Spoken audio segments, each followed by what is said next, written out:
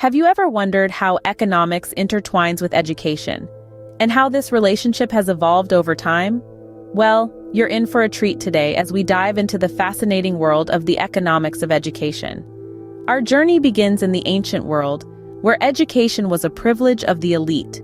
In societies like ancient Greece and Rome, education was seen as a luxury, a commodity that was bought and sold. It was a system where the wealthy could afford the best tutors for their children, while the less fortunate had to make do with less. Fast forward to the Middle Ages, and we find the rise of universities and formal education. This period marked a shift in the economics of education, as it became more institutionalized. Universities began to charge fees, creating a market for education.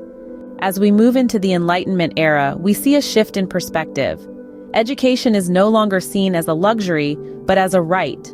With this change comes the idea of public education funded by the state. This marks a significant milestone in the economics of education, as it introduces the concept of investment in human capital. The 20th century brought about further changes as economists began to quantify the benefits of education. They developed models to measure the return on investment in education, both for individuals and for society as a whole. In the late 20th and early 21st century, the focus has shifted towards efficiency and effectiveness in education. There's a growing interest in how to get the most out of our investment in education. This includes debates on issues such as school choice, teacher pay, and the role of technology in education. So, what have we learned from this journey through time?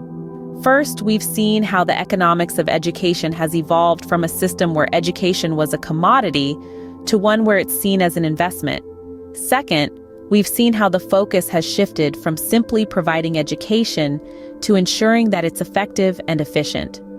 Finally, we've seen how the economics of education is not just about money.